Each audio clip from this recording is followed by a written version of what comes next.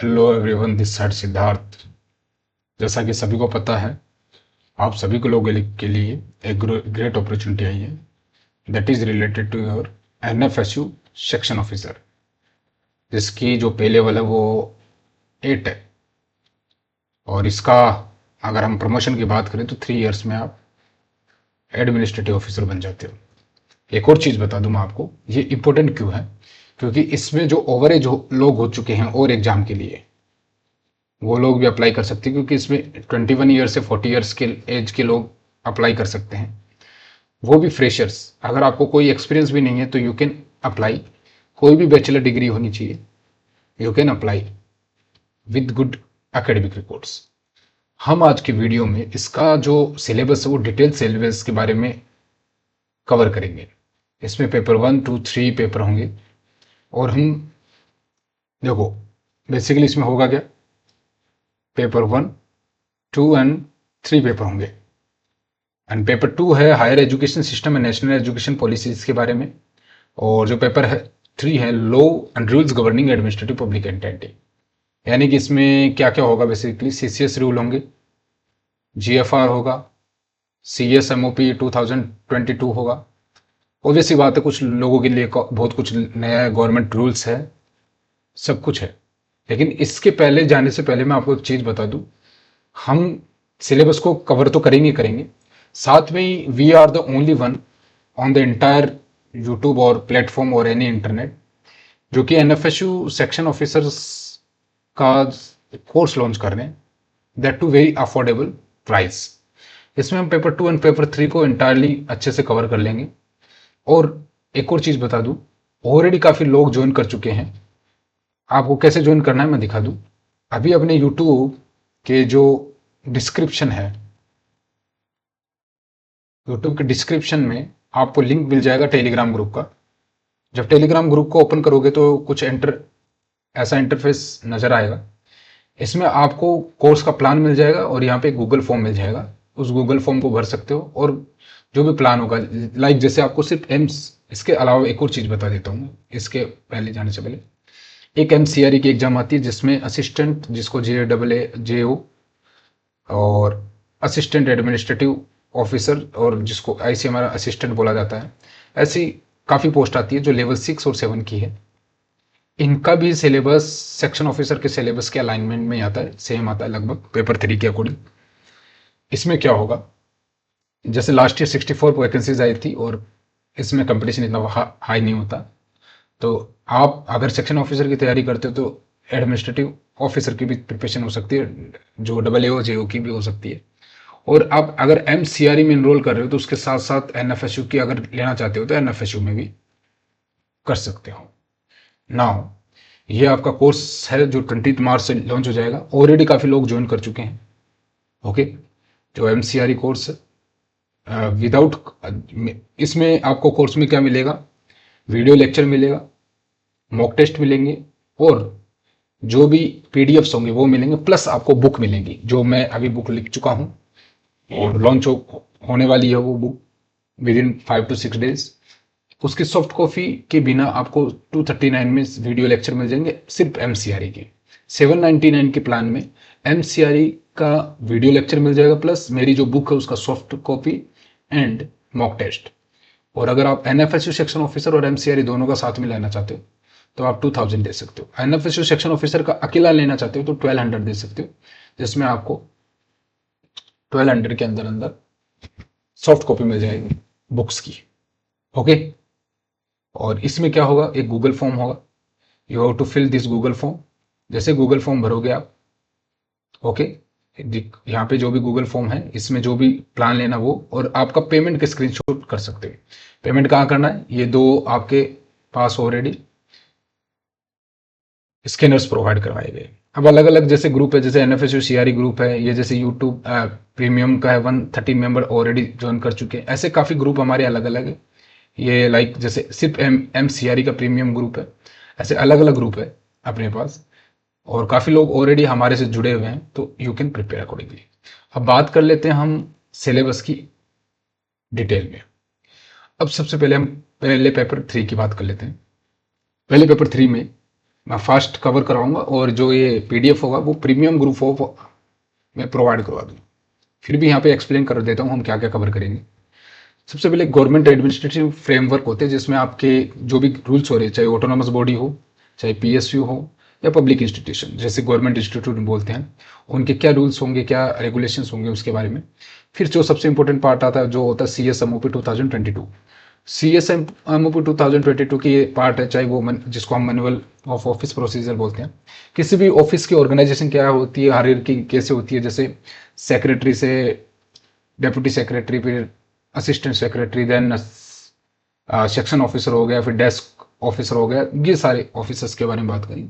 Section officer का क्या role होगा, उसका एडमिनिस्ट्रेटिव वर्क फ्लो क्या हो सकता है, कोई भी फाइल आई, फाइल पुटअप की थ्रू डीलिंग असिस्टेंट और डीलिंग हैंड, और देन रिपोर्टिंग ऑफिसर, और धीरे धीरे वो जाते डायरेक्टर गवर्नर तक जाके प्रेसिडेंट से होकर वापस रिटर्न होती है। इसी तरह के फाइल मैनेजमेंट सिस्टम भी पढ़ेंगे, जिसमें ओपनिंग प्रोसीजर क्या होगा, फाइल नंबरिंग किस तरह से होंगे, जैसे ABCD, इसके बेसिस पे एस्टेब्लिशमेंट का क्या होगा, रिक्रूटमेंट का क्या होगा, like wise note and corresponding files क्या होगा, नोट सीट्स, किसी फाइल में नोट्स लेफ्ट हैंड में रखी जाती है, कॉरेस्पॉन्डेंस में क्या रिसिट आती है, क्या क्या आती है, जिसको FR फ्रेश रिसिट बोलते हैं, और फाइल मूवमेंट सिस्टम्स किस तरह से होगा, रिकॉर्ड मैनेजमेंट। ये जो रिकॉर्ड मैनेजमेंट का जो चैप्टर होगा we will discuss in GFR as well as, क्योंकि GFR भी आपका GFR 2017 में भी अब अराउंड, अगर मैं CSMOP की बात करूँ तो CSMOP के 15 चैप्टर्स होंगे, और GFR 2017 के 16 चैप्टर्स होंगे, और वो 2 महीने के अंदर अंदर सारे कवर करवाए। इसमें रिकॉर्ड रिटेंशन है कि रिकॉर्ड में जैसे ABC में किस तरह से क्लासिफिकेशन होगा, किसको रख सकते हैं, किसी को नहीं रख सकते, 10 ईयर्स का किसका होगा, 25 ईयर्स का रिटेंशन पीरियड किसका होगा, उसके बाद में हम उसको वीडिंग आउट किस तरह से करेंगे, ये सारी बातों के बारे में डिस्कस करेंगे। Noting and drafting already video uploaded है, उसके अलावा और भी आएंगे, जिसपे जितने भी राइटिंग ऑफिशियल नोट्स होंगे, चाहे लेटर हो, चाहे ऑफिस मेमोरेंडम हो, ऑफिस ऑर्डर हो, मिनट्स हो, या रेजोल्यूशन हो, कुछ भी हो, सारी डिसीजन रिकॉर्डिंग से बात। गवर्नमेंट फाइनेंशियल रूल की बात करें तो GFR की बात करें, GFR 2017 के ये लगभग पार्ट है। इसमें प्रोक्योरमेंट की बात करेंगे, जेम की बात करेंगे, ऑडिट की बात करेंगे, apart from that loan grant की बात करेंगे, और भी जैसे बजट एंड फाइनेंसिंग के बारे में बात करेंगे, and we will discuss everything in very very detail manner. Okay, तो इसको कवर करने में हमें ज़्यादा टाइम नहीं लगेगा। टेंडर्स कितने होते हैं और प्रोक्योरमेंट क्या मेथड्स होगी, जिसमें हमें ओपन लिमिटेड और सिंगल टेंडर, ग्लोबल टेंडर हो गए, जैसे 200 करोड़ का अपना किस में चला जाएगा, ग्लोबल टेंडर में चला जाएगा, फिर ओपन टेंडर में 60 लाख से वो, लिमिटेड टेंडर में 10 लाख से नीचे, और सिंगल टेंडर में 5 लाख से 10 लाख के बीच में किस तरह से होंगे, और अलग अलग टेंडर्स के अलग अलग बिडिंग जो पे होगा, उसके अलावा जैसे टेक्निकल बिडिंग हो गई, फाइनेंशियल बिडिंग हो गई, apart from that single tender में। बजट एंड फाइनेंसिंग में अगर हम बात करें तो बजट की एस्टिमेट किस तरह से किया जाएगा, उसका रिवाइज्ड एस्टिमेट कैसा होता है, और फाइनेंशियल अप्रूवल प्रोसीजर क्या होगी, गवर्नमेंट अकाउंटिंग, ये सारे GFR के पार्ट है। तो ये आपको बुक्स में मिल जाएंगे, मेरी बुक्स में कंप्रेहेंसिवली ये डिस्कस्ड है। सेंट्रल गवर्नमेंट सर्विस की बात करें तो इसमें सर्विस एडमिनिस्ट्रेशन आएगा, चाहे रिक्रूटमेंट रूल हो, सर्विस कंडीशन और डिसिप्लिनरी रूल्स हो। रिक्रूटमेंट रूल्स जिसको हम RR बोलते हैं, रिक्रूटमेंट रूल्स में अलग अलग होंगी, कितनी होंगी, किस तरह से होंगे, और उसके अलावा लीव रूल जैसे 1972 में ये CCL 730 डेज का किस तरह से इसमें कवर होंगे, 5 डेज के बेसिस पे क्या क्या होगा, वी विल डिस्कसिंग है।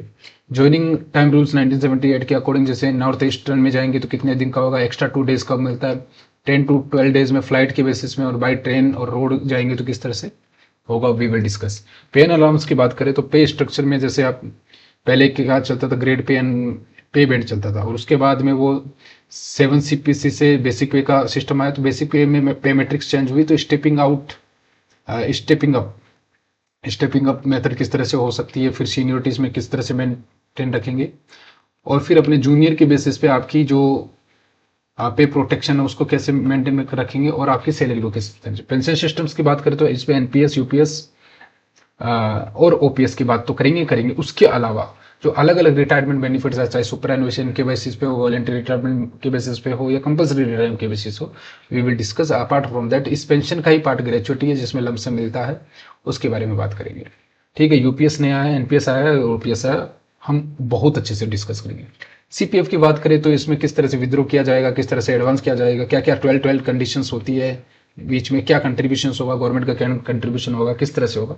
CGHS की बात करें तो CGHS और CSMA 1944 को अलाइन करके पढ़ेंगे। CGS में कितने, जैसे 80+ सेंटर से इंडिया में CSMA में 1944 में, जिसमें AMA जैसे होता है, उसके बारे में बात करेंगे। क्या क्या मेडिकल बेनिफिट्स होंगे और AMA हॉस्पिटल अटेंडेंस किस तरह से होंगे, रिमबर्समेंट सिस्टम क्या होगा, जैसे अप्लायंसेस, हर चीज़ के बारे में बात करेंगे।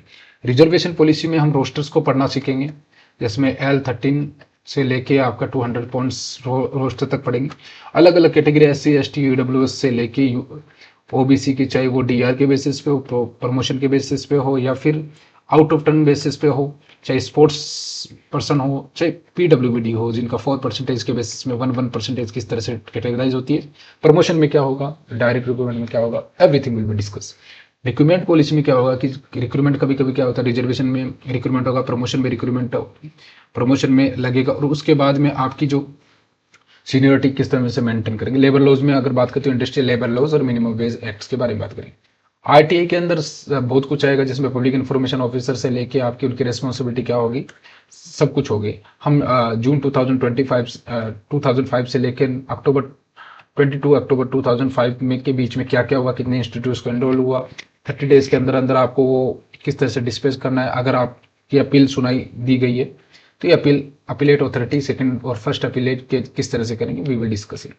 CIC के बारे में बात करेंगे। बेसिकली RTI के अंदर ही CIC आता है, लेकिन CIC को थोड़े हम डेप्थ में करेंगे, क्योंकि वो RTI के इम्प्लीमेंटेशन को और अपील डिसीजन को अच्छे से देखता है। डिजिटल गवर्नेंस का पार्ट ही ऑफिस सिस्टम है, जिसको क्योंकि इसमें डिजिटल साइंस से लेकर आपके ऑनलाइन सर्विस डिलीवरी होगी, और रिसिट से लेकर फ्रेश रिसिट से लेकर नोटिंग से लेकर drafting, everything will be digital governance के बेसिस। डिजिटल ऑथेंटिकेशन में वही आपका डिजिटल सिग्नेचर से लेकर सब कुछ है। पब्लिक अकाउंटेबिलिटी में किस तरह से हम मैकेनिज्म को फॉलो करेंगे पब्लिक एडमिनिस्ट्रेशन, उसके बारे में। पब्लिक एडमिनिस्ट्रेशन में एथिक्स क्या क्या होंगे, जो उसके ट्रांसपेरेंट इंटीग्रिटी से प्रोक्योरमेंट रहता है।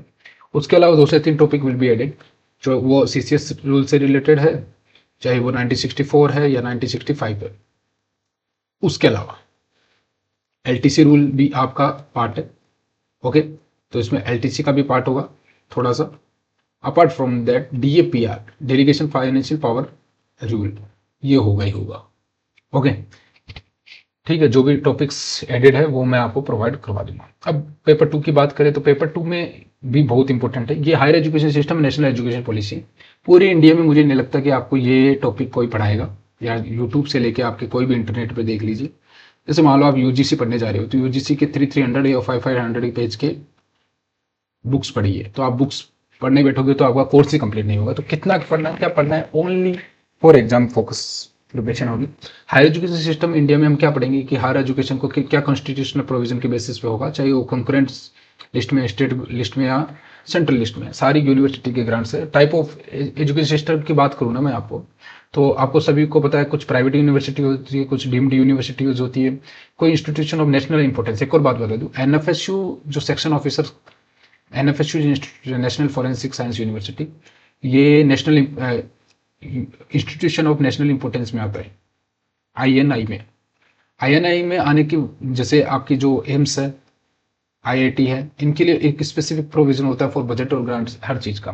तो इनका क्या होता है, रीजनल ऑफिस होता है और एक मतलब हेडक्वार्टर होता है। अपार्ट फ्रॉम दैट कुछ नेशनल और इंटरनेशनल होती है, जैसे इंटरनेशनल में IIT की देखें तो ब्रांच दुबई में ओपन हुई, उसी तरीके से NFSU की अब घाना कंट्री है, वहां पे भी ओपन हुई, तो सेक्शन ऑफिसर की बहुत सारी पोस्ट आने लगी है, ठीक है। तो ये national institute of national importance में आती है, that is very very important.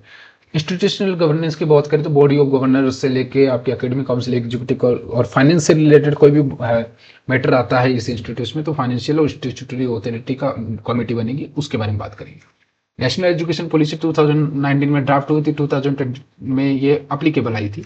इसमें क्या क्या था, हमने एजुकेशन स्ट्रक्चर को रिफॉर्म किया था कि 10+2 से हम किस तरह से उसको 5+3+3+4 में कन्वर्ट कर देंगे, क्योंकि इसका फाउंडेशनल स्टेज हो गया, प्रिपरेटरी स्टेज हो गया, और मिडिल स्टेज से लेकर सेकेंडरी स्टेज किस तरह से हम पढ़ेंगे वो अच्छे से करेंगे। क्या भी रिफॉर्म हुआ था, कोई भी multi disciplinary education flexible research आया था, उनके बारे में बात करेंगे। Higher education commission of India है ना, उसके काफी पार्ट आते हैं, वो चाहे आपको कोई भी national higher education regulatory council होती है, जिसमें कोई भी इंस्टीट्यूट के स्टैंडर्ड्स को फॉलो किए जाते हैं, और ये स्टैंडर्ड्स को किस तरह से रेगुलराइज किया जाएगा उसके बारे में बात करेंगे। अगर हम नेशनल एक्रेडिटेशन काउंसिल की बात करें, नेशनल एक्रेडिटेशन काउंसिल के थ्रू आपकी जो रैंकिंग में भी इसमें हेल्प होती है, क्योंकि इसमें क्वालिटी के साथ क्वालिटी ही असेसमेंट होती है, चाहे और वो भी एक्रेडिटेशन साइकिल के बेसिस पे। अगर हम हायर एजुकेशन ग्रांट काउंसिल की बात करें तो ये किसी भी ग्रांट इंस्टीट्यूट के ग्रांट्स टू इंस्टीट्यूशन किस तरह से मिलेंगे, तो ग्रांट मिलेंगे तो उसमें बच्चे पढ़ने वाले होंगे, उसको भी क्या मिलेगा, स्कॉलरशिप मिलेगी। स्कॉलरशिप स्कीम किस तरह से डिसाइड होती है, वो हम हायर एजुकेशन ग्रांट काउंसिल में पढ़ेंगे। अगर मैं जनरल एजुकेशन काउंसिल की बात करूँ तो national higher education qualification framework है, और उसका क्या क्या क्यूरिकुलम स्टैंडर्ड्स होंगे, क्योंकि आप देखोगे हर यूनिवर्सिटी का अलग अलग होता है। कुछ डीम्ड यूनिवर्सिटी है तो वो खुद से अपनी एग्जाम करवाती है, ठीक है, तो और कुछ यूजीसी के अकॉर्डिंग आती है, तो वो अलग अलग यूनिवर्सिटी के लिए अकेला एग्जाम कंडक्ट करवाता है। जैसे इग्नू है, तो इग्नू एक अलग के बेस, अलग ग्रांट कमीशन के बेसिस पे चलती है, हालांकि वो आती है तो जनरल एजुकेशन काउंसिल के बेसिस पे ही है, लेकिन उसका लर्निंग आउटकम्स होता है ना, जो क्यूरिकुलम स्टैंडर्ड्स हो, दैट इज वेरी इंपॉर्टेंट। आपको पता होगा कि कभी कभी कुछ यूनिवर्सिटी कुछ परसेंटेज के बेसिस पे देती है, कुछ ग्रेड के बेसिस पे मार्क्स देती है, कुछ में जैसे ओ और ई के बेसिस देती है, आउटस्टैंडिंग और एक्सीलेंट। इन सभी को जब भी जॉब मिलती है तो वो सभी का क्या होता है, अलाइनमेंट होता है, और आप कह सकते हो इंटरडिसिप्लिनरी रिसर्च होता है, या इंटरडिसिप्लिनरी जो मोबिलिटी होती है दूसरी यूनिवर्सिटी में जाने में, तो ये होता है अकेडमिक क्रेडिट सिस्टम, जिसको हम पहले एबीसी बोलते थे, जिसको अकेडमिक बैंक क्रेडिट्स भी बोलते हैं। उनका किस तरह से क्रेडिट को ट्रांसफर किया जाता है स्टूडेंट्स को, और वो चाहे डिजिटल के बेसिस पे हो, ठीक है।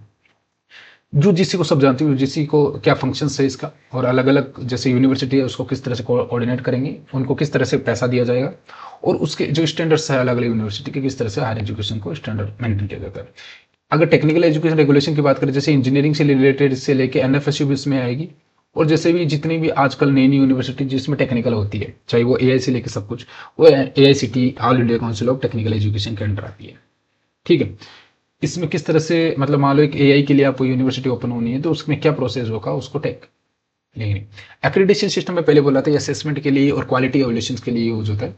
इसमें क्या मतलब क्या ग्रेडिंग सिस्टम्स होगी, वो पैरामीटर्स के बेसिस पे क्या बनेगा आपका, किसी भी यूनिवर्सिटी जैसे एनईआरएफ के थ्रू ये आईआईटी, मान लो आईआईटी दिल्ली ने टॉप किया इस साल, तो वो किस तरह से, किसके बेसिस पे क्या रिसर्च हुआ, क्या आउटकम हुआ, क्या उसकी वहाँ के एल्यूमिनाई कर रहे हैं, तो इसके बेसिस पे या क्या उसमें रिसर्च चल रहा है, कितने पेपर पब्लिश हुए हैं, क्या उनका फैकल्टी सिस्टम हुआ, क्या स्टूडेंट्स का परफॉर्मेंस हुआ, उसके बेसिस पे होता है। तो ये अक्रेडिटेशन सिस्टम इसका बोला जाता है। प्रोग्राम एक्रेडिटेशन की बात सी, ये नेशनल बोर्ड ऑफ एक्रेडिटेशन, इसमें कोई भी प्रोग्राम लेवल का एक्रेडिटेशन होता है, चाहे वो टेक्निकल कोर्स का एवोल्यूशन हो, ये बहुत legal education bar council of India, pharmacy council of India और rehabilitation council of India, national medical commission, इन सब के बारे में हम पढ़ेंगे, ठीक है।